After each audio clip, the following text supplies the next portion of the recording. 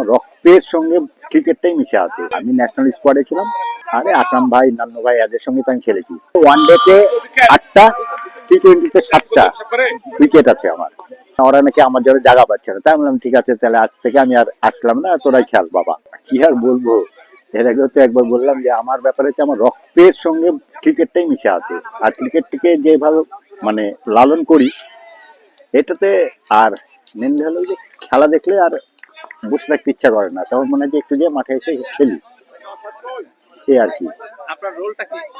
আমি allrounder mainly. আমি এখন বেসিক্যালি বোলিং এর উপরেই আমার টিম ডিপেন্ড করে। আমি ভালো করলে আমার টিম ভালো করবে, আমি খারাপ করলে আমার টিম খারাপ করবে, এই হলো ব্যাপার। আপনার ছেলের বয়সী অনেকে খেলছে, তাদের সঙ্গে খেলছেন? হ্যাঁ হ্যাঁ, ওরা আমার সঙ্গে একসঙ্গে খেলে এসছে। আমি তো দীর্ঘদিন রাজশাহী ক্রিকেট খেলেছি, দীর্ঘদিন আমি, এবং আমি 35-36 বছর ধরে আমি ফাজিশন লিগই খেলেছি রাজশাহী। 2007 সালে বোধহয় আমি মানে তখন আমি রিকোয়েস্ট করে বলেছিলাম যে আর আমাকে কেউ ডাকিস না, আমি আর এই ফাজিশন খেলতে আসবো না। অনেকেই বলে যে বস তুমি এই বয়সে এসে খেলছো, তাহলে আমরা কবে খেলবো? মানে ওরা নাকি আমার জন্য জায়গা পাচ্ছে না, তাই বললাম ঠিক আছে, তাহলে আজ থেকে আমি আর আসলাম না, তোরাই খেল বাবা। কত বছর পর্যন্ত ক্রিকেট খেলেন? আমি 80 দশকে এসছি মাঠে, এটা চলছে 2025, এর গ্যাপ নাই। পেশাদার ক্রিকেট কবে ছেড়ে, মানে কত বছর? পেশাদার ক্রিকেট আমি মেনলি ছেড়েছি 2007, মানে পেশাদার থেকে। মানে আপনি প্রায় 27 বছর খেলেছেন ইনশাল্লাহ ইনশাল্লাহ।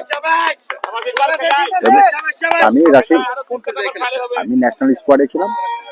আর আপনার বিশেষ করে Dhaka premier position, Russia premier position, আর বাংলাদেশে খুব কম জায়গায় আছে যে আমি খেলি না, আল্লাহর রহমতে।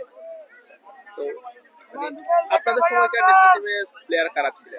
আরে আকরাম ভাই, নান্নু ভাই এদের সঙ্গে তো আমি খেলেছি। আমি বলছি না, আমি 80 দশকের, আমি সবার সঙ্গে খেলেছি। এবং আমি কাউকে আমি আমার মানে আমার জীবনে আমি কাউকে দেখে ভয়ও করিনি, ও খেলিও নি। আমার এমনি আল্লাহ আমাকে দিয়েছে, তখন 5টা-6টা উইকেট আমি মারি। আমার কেরিয়ারে ওয়ান ডেতে 8টা, টি-20তে 7টা উইকেট আছে আমার। আর রাজশাহী লিগে বোধহয় আমার আছে 20 কি 22 বার আমার হাইস্ট উইকেট টেকার আমি রাজশাহী লিগে।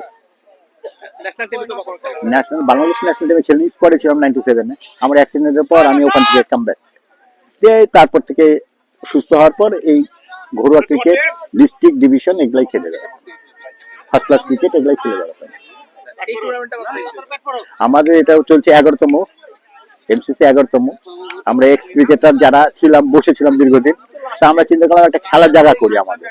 এই তখন আমরা সবাই মিলে বসে পাইলটকে ডেকে নিয়ে বসে, তখন পাইলট বলে করা যায় একটা আমাদের ভিতরে খেলা, তাহলে ইয়াং জেনারেশন মাঠে আসবে এবং মোবাইল থেকে দূরে থাকবে, মানুষ থেকে দূরে থাকবে।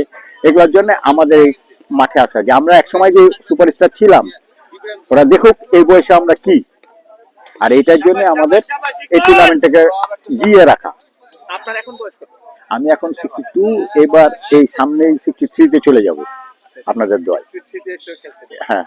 আচ্ছা, 1980 সাল থেকে আপনি ক্রিকেট শুরু করতেন, তখনকার ক্রিকেট আর এখনকার ক্রিকেটের মধ্যে পার্থক্য কতটা? না, তখনকার আমাদের ওখানে তখনকার ছিল কি যে কে কার জায়গা ধরবে, সবাই আমরা একসঙ্গে সবাই প্র্যাকটিস করতাম, কিন্তু আমরা সবাই কে কার জায়গা ধরবে এই নিয়ে আমরা ইয়ে থাকতাম। আপনাকে আমি কি করে টপকাবো, আপনি আমাকে কি করে টপকাবেন, এটা। কিন্তু আমাদের ভিতরে এখনকার যেটা আপনার ডিভাইডেশন, তারপরে এই গ্রুপিং, এগুলো আমাদের সময় ছিল না।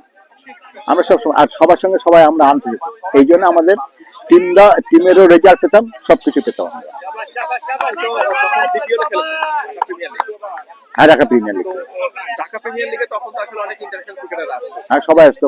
আমার ফরেনার সবসময় ফরেনার উইকেট আমার এগেন্সে যে ফরেনার থেকে সেই উইকেট আমার। এই যে মিঠু আইনুলের যে কটা ফরেনার আমার এগেন্সে ফেস করছে, আমার হচ্ছে ডুমিঙ্গাও আছে, রোমিগো আছে, তারপরে রিয়াদ ফার্সি আছে,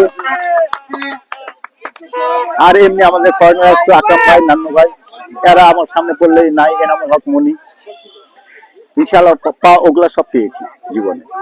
মানে ফরেনার আমার এগেন্সে থাকলে সেটা আমি পেতাম, আল্লাহ আমাকে দিত।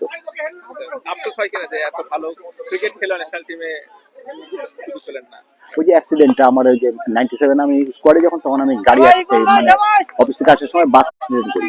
আমি বাইক গেছিলাম, সবাই রিক্সাওয়ালা থেকে শুরু করে সবাই দোয়া করছিল।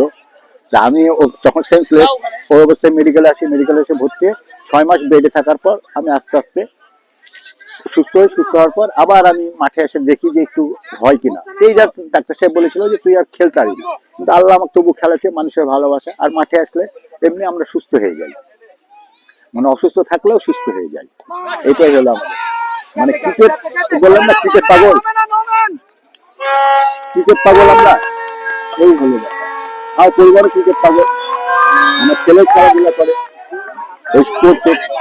এটা পড়াশোনার জন্য একটু ব্রেক ছিল, আবার এখন পড়াশোনা শেষ, এখন ওই সে আল্লাহ দিলে দেখা যাক কি করে, কতদূর যায়।